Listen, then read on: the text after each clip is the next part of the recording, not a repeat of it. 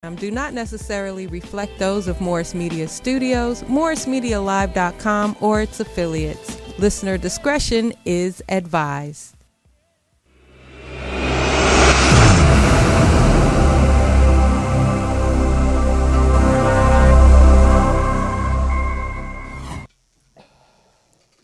So what's up?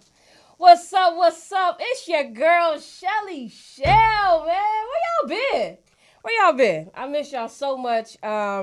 This is a very special Queerious season recap edition of Let's Talk Radio. But also, what's so important about this month in particular is that it's our 3rd year anniversary. September 21st, 2017, we started this platform. And it's been more than I could even imagine. It's been everything and more. And I just want to say how much I appreciate y'all for the support and the love and just the tribe we've built. You know what I mean? It's been so much, especially this year. So I thank you so much. Happy anniversary to Let's Talk Radio and to y'all. And let's get into this Queerious season recap, man. Today, you already know. Let me get back to my script. Let me say it the way y'all like it. You already know. I don't. Which camera is the camera photos? Because this not where I usually sit. This is all new.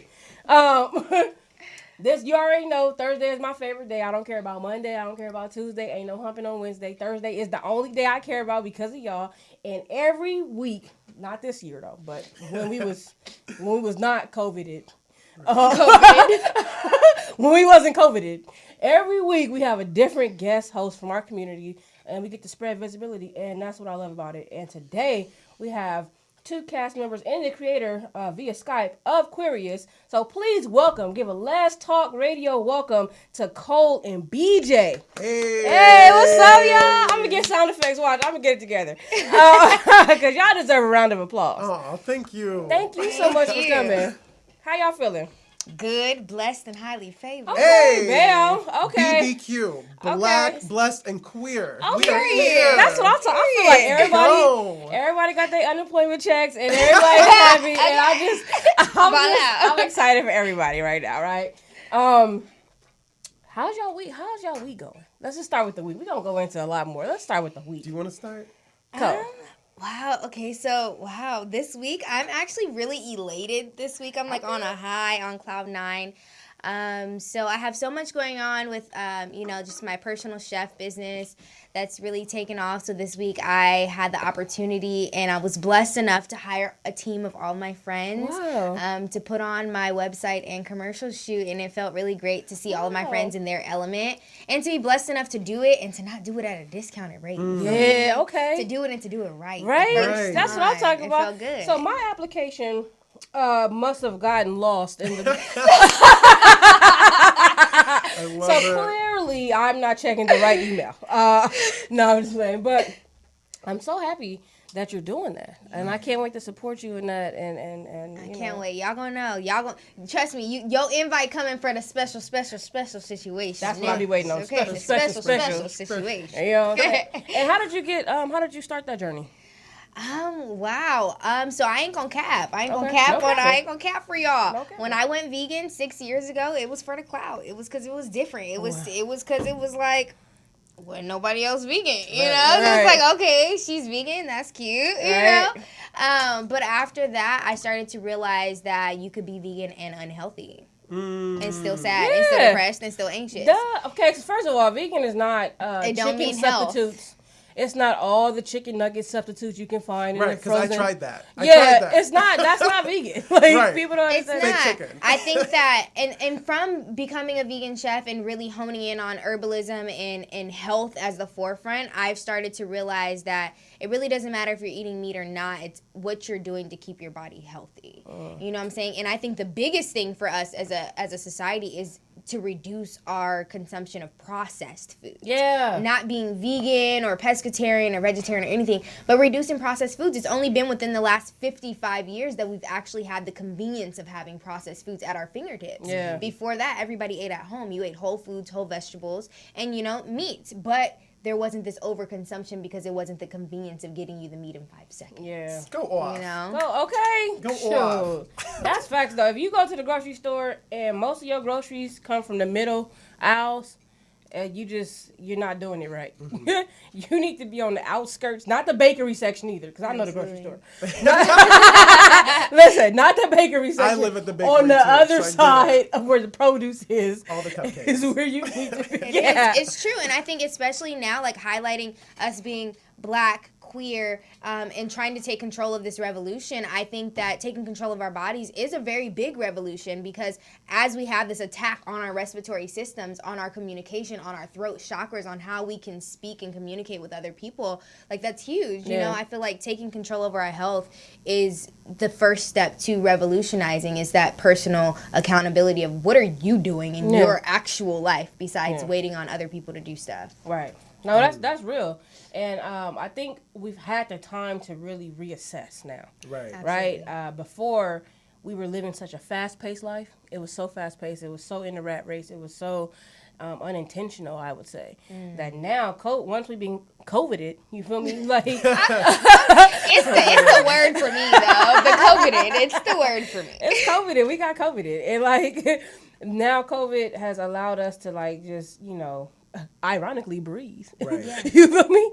Like, and just really reassess and think about our health, because it scared the shit out of a lot of people. Yeah. You know what I mean? So I applaud you for that. Keep bringing to the real vegan plant-based life. Keep bringing light to that. I was 403 pounds once before. Wow. And I went plant-based to lose it, and I lost like over 150 pounds in like less than 6 months. That's amazing. But like being real plant-based, just raw. Like whole foods, yeah, whole raw, vegetables, yeah. I wasn't cooking raw, nothing. sun-cooked foods. Yep. People be thinking that, you know what I'm saying? Like we talk about fast food. What's faster than fruits and vegetables? What's faster than picking it's up already apple eating it? That's true. But the sun cooked it right there for you. And we're so used to see people like, excuse me. What I've noticed is that we're used to that full feeling, that salt water that everything is in. Like, you want to feel the itis, right? You want to pass out and go to sleep after eating, but that's how you're raised. You that's should like all you know. That's all you know. You just but you should feel energized. You know what I'm saying? Food is like people ask me, you. like, is breakfast the most important meal of the day? Yes, it is, but not the way that we see it. Breaking fast is the most important meal of the day, but how you break fast break matters. down that word then. You know what I'm saying? Break down breakfast then. You know what I'm saying? We're breaking fast essentially, and to do that, I feel like breaking fast needs to happen with prayer, with gratitude, with water. Yeah. You know what I'm saying? Like water is essential. You know, key limes to break down those toxins and start the metabolism. Fresh fruit and vegetable to get your complex carbohydrates and sugar for that energy. You said the book coming out when? Right, I need the audio book too. When is the book coming out again? Just because I don't have time to read it, can I I didn't even go lie. At first I was like, your book is coming out with it. But now I know what you're talking about. You know what you're talking about. Now I'm pumped.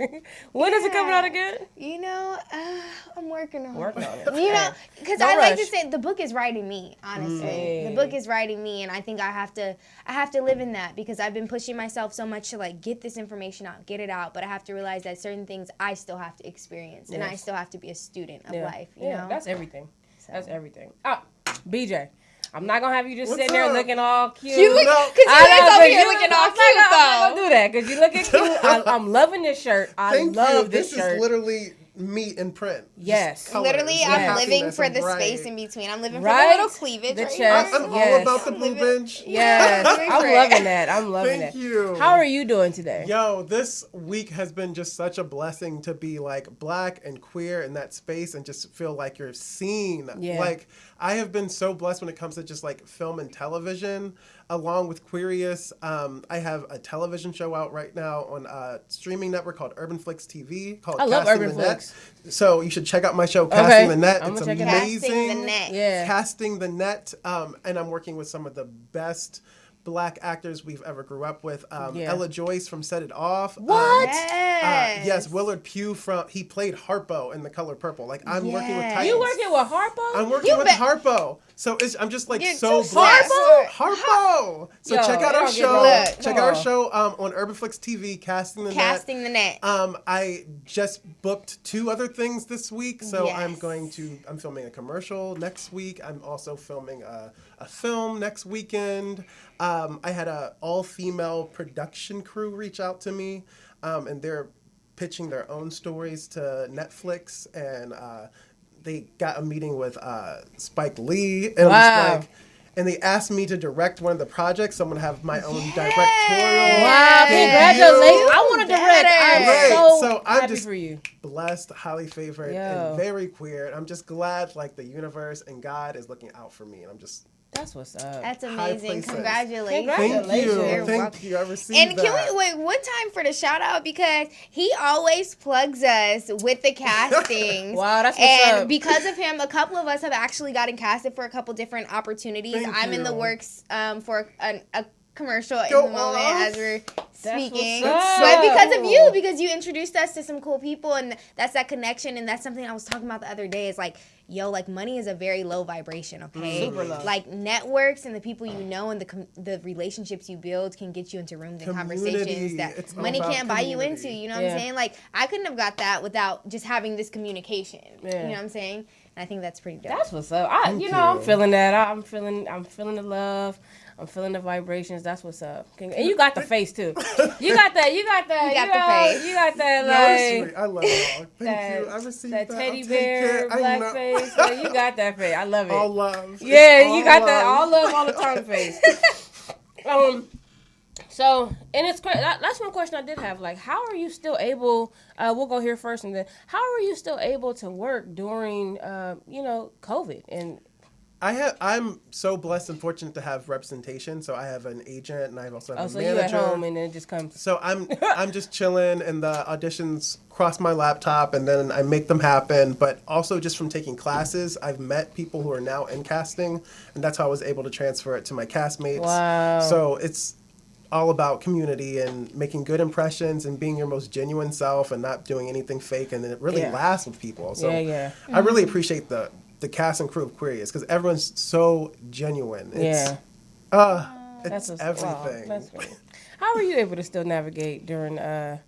Honestly, where there's a will, there's a way. Okay. You feel me? I feel like in this life you have to be adaptable, and that doesn't mean succumb to what is going on, but it does mean accept what is here right now, being in the moment. And I think in the moment, this is our current reality. This is the dimension that we live in. So learning how to navigate that is just another lesson for ourselves. You know what I'm saying? So I use that as a lesson to say, okay, well, now who do I get to be because of this? Right. You know what I'm saying? I love who I get to be. Right now. Right? I'm saying, I love it here. I love it here. Honestly, like, I feel like this has given me a chance to, like, slow down, to connect more with myself. Yeah. Even above anyone else, I feel like I was so just go.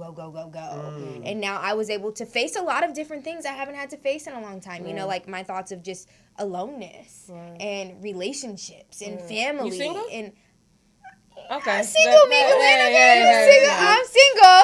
Ooh, but somebody watching right now that you're going to text after the show. I'm a texter. Okay. We going to go ahead. Okay. I love that. Funny quarantine and chill stories. Quarantine and chill stories. Oh, I got one for sure. All right, go ahead. Bust it out.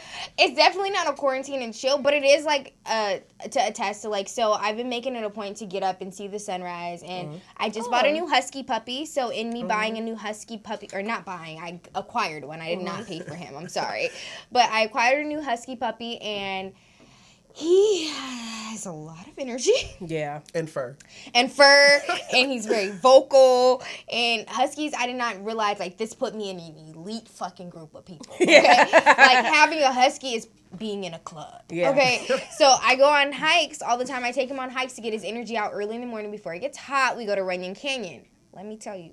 You know Highland and Hollywood. When you get off, you know how busy Highland and Hollywood is, right? Okay, so I'm driving in the car. Mind you, I had a good-ass morning. Woke up, saged my house, made my bed, did my shit. But you know what was in my zone. Right.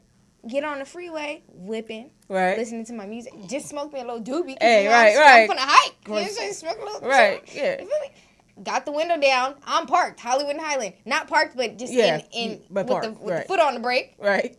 And I'm just chilling. I turn around. Tell me why this nigga hopped out the window. No. On the passenger side? Because Chelly Chelle. He hopped out. That's like some passenger activities.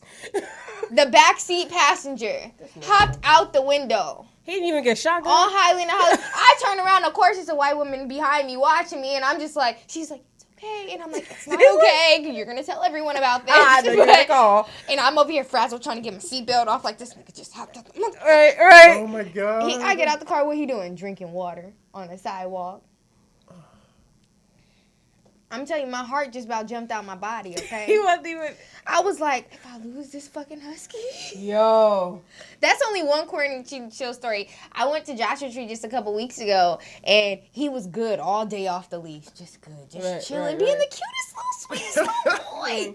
He wait till the goddamn sun go down and you can't see shit to run off. Oh, my God. And I'm sitting here looking for him for 20 minutes trying not to freak out. Right. All of a sudden, he just come running back. I was like, it's like having a kid. It's definitely. It is like having a kid. It is. God, it's stressful. It's stressful. I was like, what? And I took both my dogs to the dog beach one day during quarantine. And I was out there like, oh, no. Y'all do this with kids and dogs? Hell. No. Hilarious. I love it. I was like, no. Quarantine chill stories? I am spoken for, so I also don't have quarantine chill stories, but my dog is a hot mess as well. Spoken for. Okay.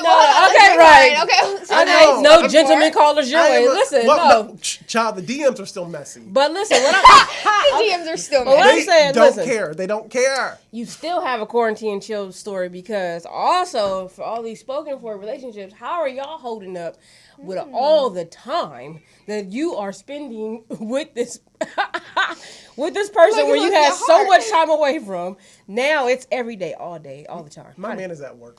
Ooh, period. She is blessed. She gets her free time. What? I can just pop my legs up and be like, I don't gotta worry about somebody coming and just dropping their penis on me. Like, I'm not, sometimes I'm just tired. I don't want it on me. I know. Like, dang. Can I just breathe? I feel bad because I know, like, my sex drive, when I'm in a relationship, like, my sex drive is super high. Oh, so you just want it all the time. Him too. He's Latino too, so they're passionate. And I'm just like, yo. Yeah. Give me a minute to breathe. Right. Well, if anybody needs a plug, get you a little maca root. You know what I'm saying? Helps the testosterone and the libido for the women's. Okay. What happened? What you got? Maca root. A maca root? Yeah, maca root powder. Yes, helps the libido and the testosterone. How do I bring it down? So I could like if I give them some chamomile and some lavender. Okay. Wait. So if I sprinkle it in her food and her dinner. Put it in her coffee. And then she'll be ready by dinner. It gives you like a nutty, chocolatey flavor. Yeah, it will. Okay. Nutty and chocolate. Nutty and chocolatey. So I got a funny quarantine and chill story. So this was like FaceTime, more like FaceTime quarantine and chill, right? Ooh. So I had it all set up, like, candles in the back. Like, I'm drinking wine, she drinking wine. We like FaceTime, and I'm like, yeah, this could be yours if we didn't have COVID, So COVIDed. Right, if we wasn't COVIDed. Now, at the time, I was living at Nene's. Y'all remember Nene? And Nene was like a grandmother figure, but that didn't work out. I went there to help her, and she ended up flipping on me. But anyway, so I'm in there in my room, and I'm talking to this young lady on FaceTime, and we having a good time. We like, getting to know each other. Like, hi, now you look good in that filter. No, I know, me too. So Nene flips out on the other side of the door, starts slamming the door and like calling me out my name. I'm on the FaceTime, and she's like, she's young, so she wasn't even phased, right? She was like, she's like, ooh, toxic shit, love it. Right? She's oh like, my that's God. crazy. Show me more. Like, that's crazy. Like, was that a plate by your head? Like, are you okay? Right? So I'm basically getting kicked out, thrown out while I'm on a FaceTime date with somebody. Yo. Hilarious. Okay. And yeah. So, are you still talking to this young lady? Right, what's the tea? What's the tea on the young lady? we're doing that. That's what we're doing. Moving to a commercial break. It turned Wendy Williams real quick. Right. We're so messed up. Me? We're like, you want to know what Kevin is doing? How you doing? No, we're still talking to this day. Oh, good.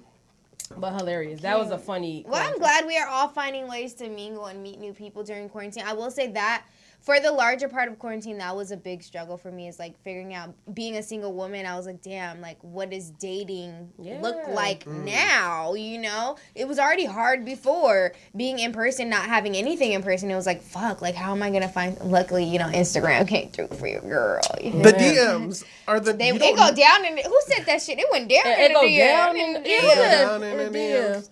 It go down in the DMs. I don't know who said it, but he was on something. Who was that? He was on POTUS, something. you know POTUS is a... I know the Chloe and Halle, when they did the cover, on their channel. Yeah. But I forgot who it was. Who's the actual. They're amazing. Who on here now? Who's it goes down? Who singing the down in the DMs? It go down in the DMs. It go down in the DMs. It go down. Yo, thank you, POTUS. That's why she got records and stuff on the wall, because POTUS be knowing. Right. Don't short yourself. You be knowing too. You searched it. You searched that it. Was you. That was your search. So we have Lex. Oh, yo, got it. Thanks, Normie. We got Lex on Skype, right, POTUS? It's our boss. Let's bring the creator, the writer, the director. Lex got creds like Tyler Perry. Lex, you look so What's up, good. y'all? Bye. Look at your skin. Glowing. Oh my gosh. What's up, Y'all don't do that. Don't do that. You look so good. Welcome, I just ordered the Rihanna skincare, so I'm mad excited. Oh, Okay, Fenty skin. Come on, You know what I mean? I had to come on board, support a sister. How you feeling today, Lex? Man, honestly, listening to this conversation, y'all have me rolling over here. My day has been blessed. I've been babysitting. I've been putting kids to nap, cooking, cleaning. Yeah. Dang, but y'all funny. I'm over here cracking up. That's what's up, man. Dang, Kwame turned housewife on us real quick. I know, Kwame. Look, don't get it confused. You know, y'all be thinking I'm Kwame, but you know, You way more. I'm good material right here. Right. You're not. Your Kwame days are behind you. They are long. You processed that toxic. Rest that soul. Yes, that's what I'm talking about. Well, thank you so much. I'm honored that you would give me the chance to talk about your recap and talk about the last episode of the season. So thank you for that. And congratulations on your success of Queerious TV. We have over 54,000 views on YouTube. Wow! How do you look feel at about that. Over 33,000 subscribers. Look at that. With like little or no effort. Like, how do you feel right now? Bro, I feel so blessed. Like I can't even express, because this was like a passion project, just something I was like, yo, I want to be a writer, director. Let me just throw some shit out there. But everybody who's been on board has just kind of made this, you know, process like easy, to be honest. Right. That's what's up. I love it. Are you happy with your end product? Have you watched it? I watched it today. Plug too. It's on Amazon Prime in case y'all didn't understand. Right. We on Amazon Prime. It's also on Amazon Prime, so you can watch it on YouTube or you can go binge it on Amazon Prime. I did that today, and it was a better feel. Like opposed to like, you know, when you were first putting it out. I told you this earlier. Mm-hmm. Like it was so sporadic. The episodes in between, I was losing that feeling with the characters and that development. But when I binged it today, I was like, okay, this was cohesive. And this was, how do you feel about it when you go back and look at it? Damn, I done watched that things over and over so many times. I'm a critique of my own work, so I'm going to say that first and foremost. But to be honest, like, I'm writing season 2. I'm almost done with season 2. So me going back, like there's little things that are said that I want to, you know, pinpoint and kind of go a little further on. But just watching, I just see like the progress, yo. It's like everyone literally steps up from episode to episode to episode to episode. No, facts. It was definitely a development going on, especially from the first episode when we were at Black House and I saw the first episode come up. I was like, I love this. I love this concept. I love the icons. I love the visuals. It was all great, right? And I was like,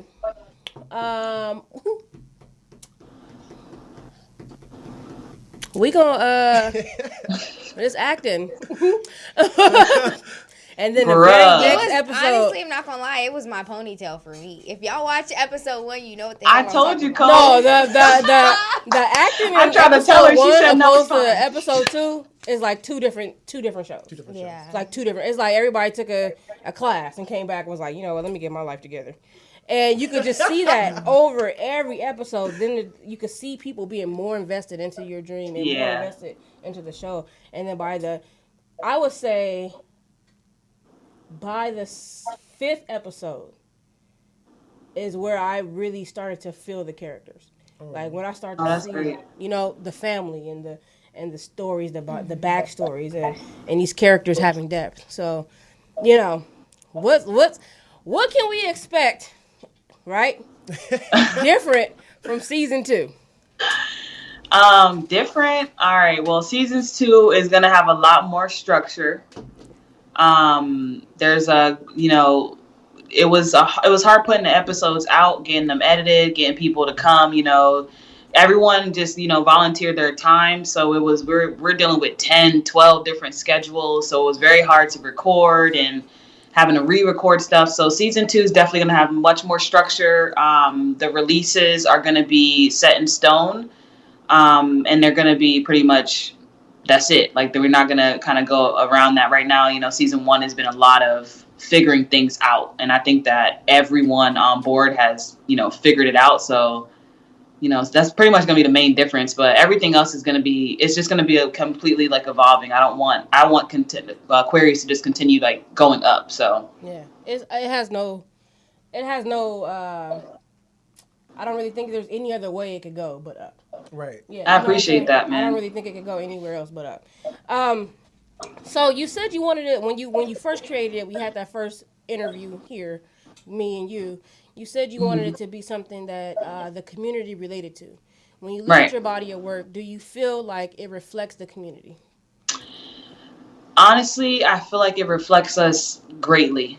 I get a lot of DMs, like y'all DMs be full, of prospects and people interested. My shit just be like, yo, thank you. I'd be like, dang, can I get a little something? Like, right. But I feel like it's showing us in a different light. It's not showing us in all these stereotypes that we keep getting casted in. Like, we're barely on TV, and when we are on TV, it's just stuff that's like, that's not us. Yeah. That does, like, we can't relate to that. Yeah. So for me, Queerious was very much, to be relatable to do, stuff that people go through, maybe your friends, not necessarily you, but people around you have gone through, and it not have to be like the gay drama. Yeah. Yeah. No, I appreciated that too. Like the drama. Well, I wouldn't even call it drama, but the scenarios were, I think, a good, example of real life. Right. I think Lex did a great job at showing that a Black queer life is not a monolithic experience. Like, it shows that we are just as complicated as all the hetero stories we've seen before us. Yeah. And Absolutely. what I really love is that I think as queer people, we've had to fight to feel comfortable for so long. So having a queer person at the head of the table also created a really comfortable experience. So on set, like you saw, the stories improved and got better. Yeah. Everyone got more comfortable. Yeah. And connected. Yeah. I agree. And that has a lot to do with Lex and putting this all together. So thank and you. I appreciate that's BJ right there, right? So they play Bryson on the show, and wait, am I saying too much? No. Because you were on very last episode. Right. Okay, the very last episode, Bryson, we're introduced to Bryson, and we find out that you're the father. Right, Bryson is bisexual. And I love that. I love that too. Right, and because it's like, that's something, and your partner accepts it, that's not really something that, that fluidity, especially masculine, is not accepted at all. You don't get to see that. Yeah, and then it's like you see that... Like, you're actively having sex with, like, I don't know, that blew my mind. And you added a whole new element. See, y'all didn't get to see I got to see the last season. Episode. But you brought a whole new element. It was almost like a whole nother show for the finale. Wow. I was like, yo, because, That's powerful. Yeah, wow. It was. It's like a whole, and so now that made me super excited for season 2, because I feel like I mean, the evolution is just going to continue. I'm so excited. I'm so excited and to see. And then it's crazy to watch us because, like, not only do we get to evolve individually as actors and actresses, but we also get to evolve as couples within, you know what I'm saying? Like, our comfortability within our couple relationship. Let's talk about it. Let's talk about it. Actually, let's talk about it, Cole, because... The power couple. Your relationship, right, evolved quite nicely. There's memes and all type of shit about yours. Is there memes? Do we have memes? Y'all got memes. Yo, y'all are... Everyone keeps saying that, but I have not seen any memes. I'm gonna go back. It was on, like, my popular page. It was a meme, with a video meme, actually, like me and then somebody's daughter. And it was that meme, and then it was another meme. Yeah, I was like, wait a minute, is this Queerious? Yo, Sam and Bisa are it. Yo. I want to be in their relationship. Bisa is it, okay? Sam is an extra I want to be a throuple in that. They make me so happy. When I tell you Bisa is sought after, I get DMs about Bisa. Trying to get rid of me to get to her. Oh, my God. That's hilarious. Did you feel, was that all acting? Yeah, all of it. Surprisingly, everyone asks this all the time, but me and Rex, I mean, we're cool, obviously, like, we're friends, but we have no sexual relations. We've never talked. Wow. We don't talk. Before our sex scene, that's the first time we ever had lunch together, and we sat and had lunch so that way we could talk about, like, what each other would be comfortable with. Wow. I love that, by the way. That was like, they both told me that they were meeting up to just to talk about comfort levels, and I was over here like... Okay. Because I think that was the scene. I think that's the first time, like, we actually, like, kissed. I saw a lot of touching though. You was like really. You was here with it the whole like. Hey. They were touching, biting, licking. Yeah, I saw that. I saw like even when you proposed. Another wait. Is that a song? So you're good. You're good. This is gonna air after. To the sex scene. Oh, it's the sex scene. Sex the scene lighting on the sex scene. That red? Jess killed that. Hey, shout out to Kim. Because, okay, so can we talk about it for a second? Because I feel like because people only watch it on YouTube, they don't really understand some of the depths and lengths we went through for some of these shots. Like, people think that we had like this huge... Yeah, people think we had like this huge budget or like all this stuff. And I remember one time we were like literally in Miko's house and we had to like makeshift the fucking like light. And then the whole sex scene was shot in my room. Wow. POTUS, can we start the sex scene at 1 minute? Because I've watched it a gang of times. Is it really I believe it's 1 minute and 20. Because it's like so 3 minutes. Yeah, I gotta see it. Like, yeah, check it out one time. Because they were doing a lot of looking at each other. I was like, yeah, skip all that. Let's get to the point. That's the best part. Looking the best part. Skip all that. Let's get to the when the robes start coming off. Huh? Yeah, play it now. I'm so excited. Roll the clip. Roll the clip.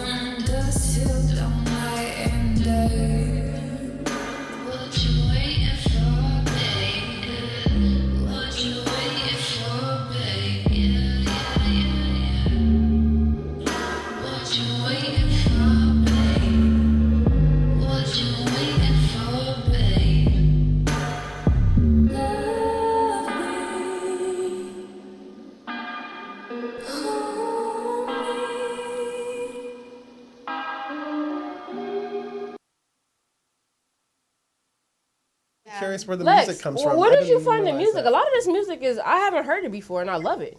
Yeah, so all of the music, it's actually by queer artists that I found online on Instagram.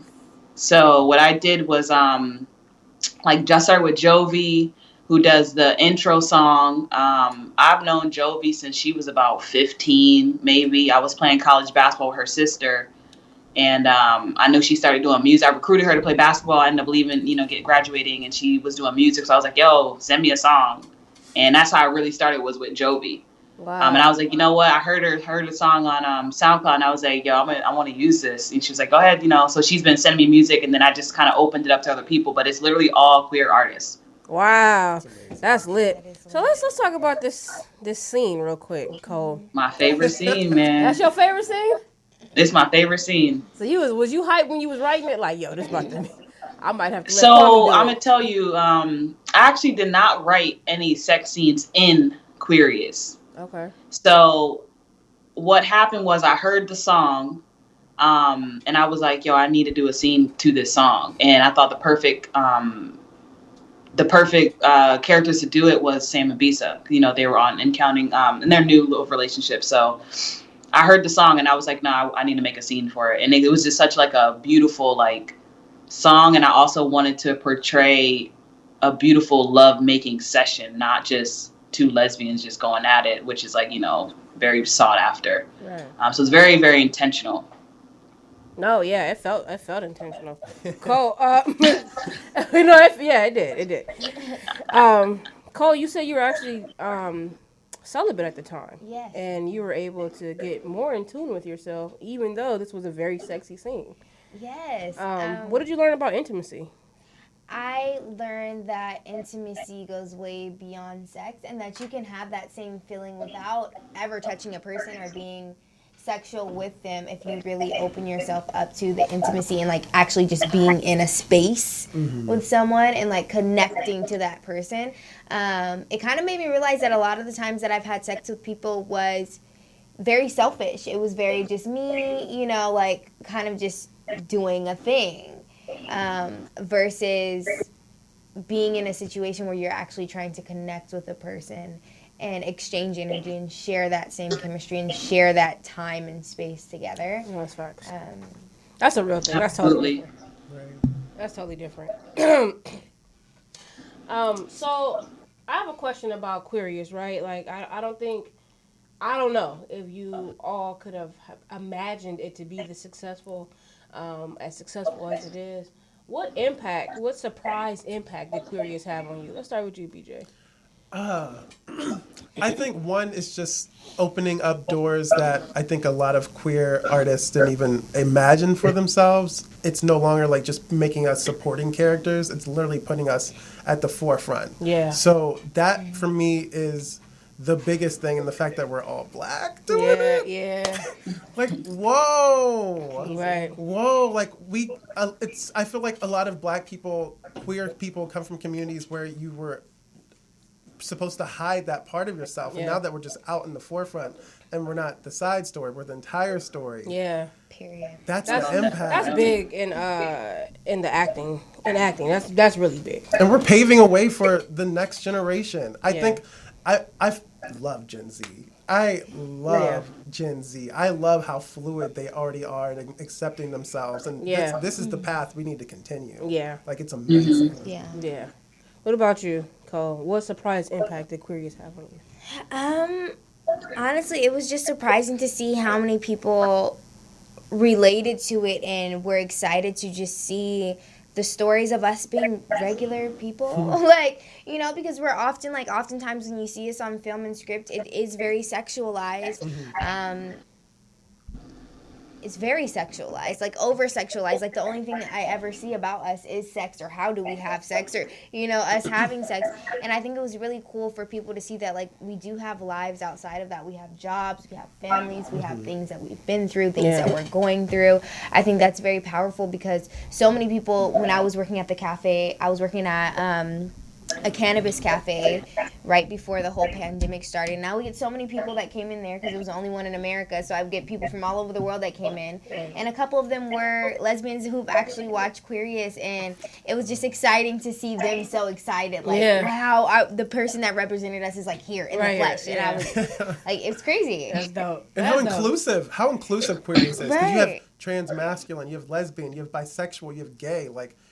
It's everything. It's get to see and all then of I think it. my favorite story of Queerious is the story of Jazz. Is the story of Jazz. It's for the so simple fact that we don't always get to see the side of the feminine who is also going through the transition with the trans. Yeah, that's facts. You know what I'm saying? We don't always get to see how that triggers them, you know? And Jazz, we got to see, like, her question herself, like, am I straight or am I gay? Because you are now male and I can still love you, so can I like men? You know what I'm saying? Like, I feel like these are very valid questions that we kind of ostracize or try not to ask, because I feel like we kind of get stuck in this, I have to be one way. Right, we get comfortable with the labels. No, the labels. We give ourselves labels and we put ourselves in performing boxes. those labels. Exactly. Yeah, exactly. You know? Lex, what was the surprise impact that Queerious had on you?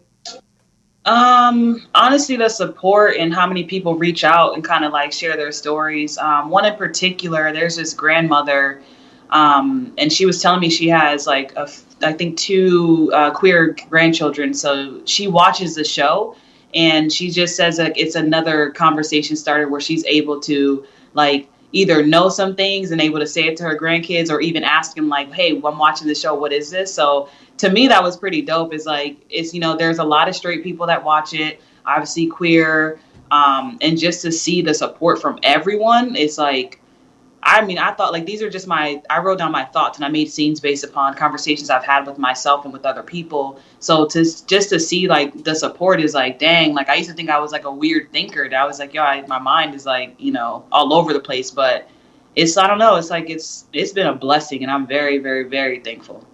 And I want to go back to your point about it being so inclusive. BJ's storyline surprised me. It really did. It surprised me. How important was it for you to have BJ's story or narrative in Queerious? It was extremely important because the thing is when we see a black male on TV and they're gay, it's just that. If they've ever been with a man, they're just gay. They're like, black men are not allowed to be bisexual. It doesn't, we don't ever see that. So for me, it was like, that was my point of like, no, he identifies as a bisexual man, you know, even if he has a boyfriend. So, you know, that's what I wanted to write in, because I really wanted to write in the other side. Like everything is kind of the other side of what we normally see. Yeah. I'm excited for you to go deeper into these stories, because they were you only scratched the surface. And so, you know what I mean? It was really also, question, will the episodes be longer? I got that question. Will the episodes be longer? That's what the people want to know. That wasn't. Okay, I get that question a lot. We're working on making them longer. A big factor is the budget. It is very hard. Episodes, what's the Cash App? Listen, Queerious TV, all right? We on Patreon. There you go. If you guys want longer episodes, more episodes, all that stuff, like it's a community effort. You know, we don't have a budget. We did season 1. And we are COVIDed, y'all. Some people ain't got jobs. You feel me? Okay. You know, unemployment is iffy. Slow down on us, folks. Slow down. It's you know, but I do like I really do appreciate that the community has been stepping up, and like, you know, we go on live on YouTube and there's donations and support and stuff like that. Like I really, really love that. And I actually really do like that it is self-funded. Yeah. Because there's nobody else's voice involved. It's ours. And I don't want to be ever offered, you know, a check and me be like, no, because that's not the vision. You know, I just like it the way it is. I like having complete control over the creativity. But yeah, I mean, we get into a little bit more of our budget, you know, we can give y'all 30 minutes. Right. And then I did see a theme of like suicide awareness in a couple episodes. Why did you have that in there? I wrote that in purposely because I feel like it's a space that we tend to not talk about, especially in the Black community.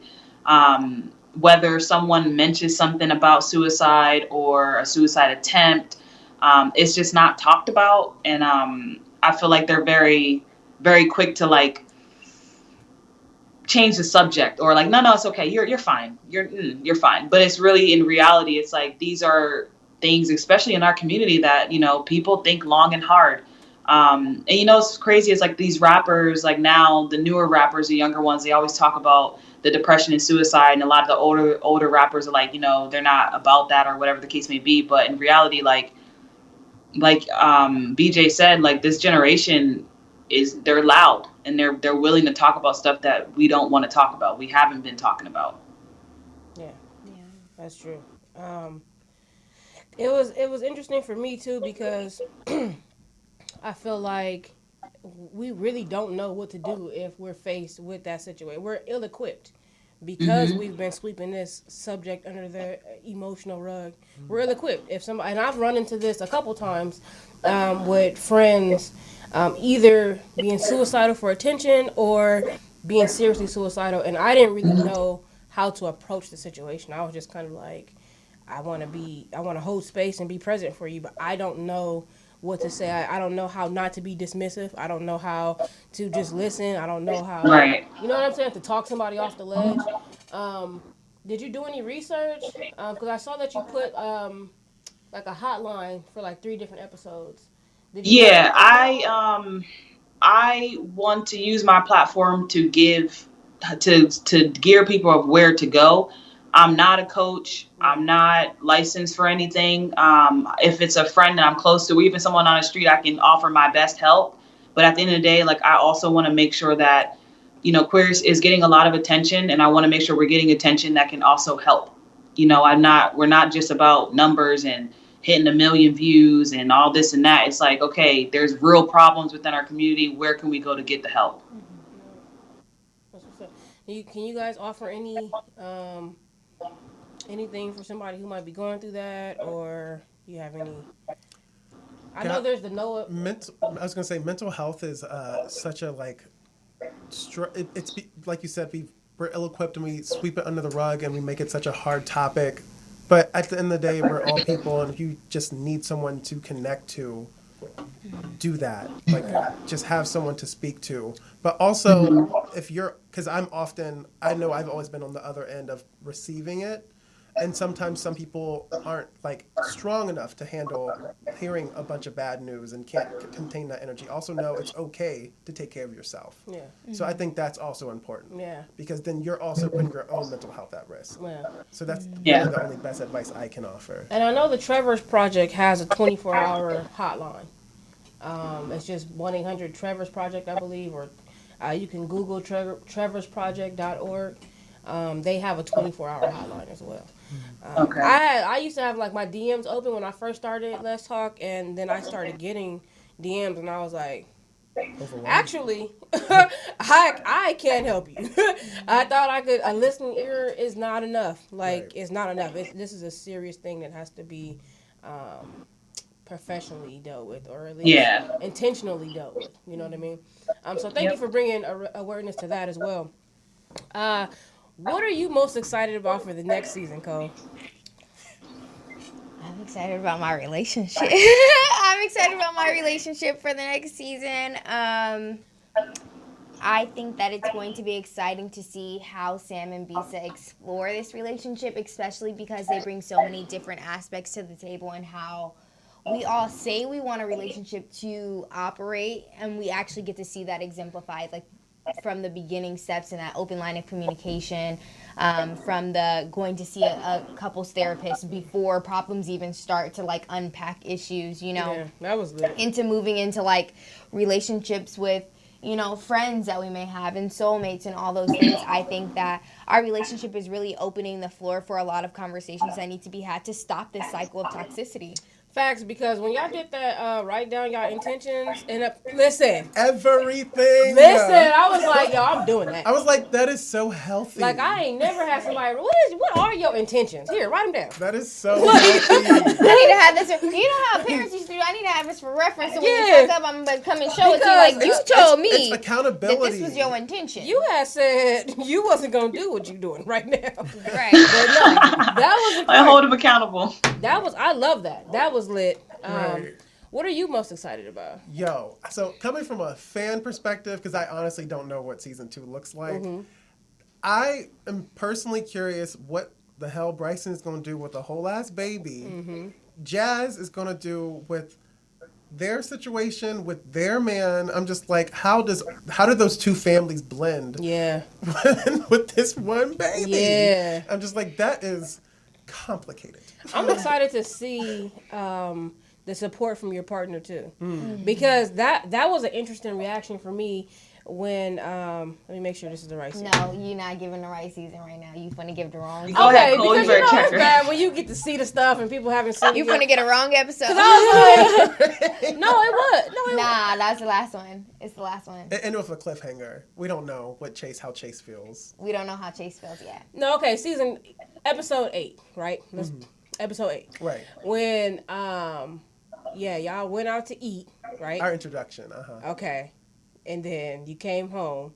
Right. And then it just goes black. We don't know. And then end scene. Yeah, the end scene. They don't know yet what happens after that. Oh, okay. Sorry. Listen, let me tell y'all what y'all can look forward to without me saying anything. Because I want to say everything. I got to end this because I'm about to get a whole... The whole finale? Miko giving birth. Probably one of the funniest things I've ever seen. Love it. My God. Cannot wait for y'all to see that. Let me see. What else? You know what I really love? I really love just I feel the cohesiveness in the whole show. And I think that was something that came together in the last episode. And we need to let's table this idea, but we need to do a reunion season reunion show so they can actually know like how it started and where we started from and where we all the way went to. No, it's a whole nother show. Like you started with a brilliant idea and then it became a whole movement by the time. Blossomed. Yeah, it blossomed into a movement. So I'm so proud of y'all. Lex, what are you most excited about for season 2? And Kwame. Oh, emotionally unavailable ass. Season 2, I'm really excited I have like way more confidence and I'm actually taking my time with this script because the first script I literally wrote in one night. Wow. So now I'm making sure that I'm slowing myself down and getting the things that I feel like are important to get across. I'm very excited about that. But I'm also super, super, super excited of you guys to see why Kwame is the way she is. And I did that purposely where she's very mysterious in the first season. Just a fuckboy. She was just a fuckboy. Yeah. but is she a fuckboy if she's honest about what she's doing? Yes, that don't make you less of a fuckboy. That is the question all fuckboys ask to make you think like, oh, I feel like just because you tell the truth does not make you exempt from consequences. Right. Okay. Like you just because I be like, yeah, I'm about to drop words. Right, I'm about to slap you. Right? I slap you. Does that make me not a fuckboy? I'm coming to your church. All right, we ain't talking about getting like, she ain't violent She was now. giving you the fuckboy response right now, like, I guess. I guess. Say it like that. If you want to think about it like that, fuckboy responses. Oh my God. Look, y'all gonna see why Kwame is the way she is, and I feel like, y'all be a little more sympathetic to the kid and why the kid is honest with her just wanting to fuck whoever she wants. I don't know. Kwame don't get no sympathy from me, but I am interested to see her unpack, right? I want to see that. So take your time. Season 2, you'll see Kwame unpack. You'll see the dynamic of the family, the new family. You'll see the relationship, Sam and Bisa. It's gonna get more intentional than what it already is. I'm just gonna say that. When is episode 9 dropping? Tuesday. So I can start talking about it because I done seen it 4 times today, and I need to tell somebody about it. So when is it dropping? We gonna drop on Tuesday. What's the date on? I don't got my phone right now. What's the date on Tuesday? Okay, so season 9 finale dropping Tuesday, and that's gonna be dropping on YouTube and Amazon. That's gonna be exclusively on YouTube. That one will not be on Amazon. Ooh. I think I like the deal you made with Amazon. I like that. You do not get the season finale, Amazon. Sorry.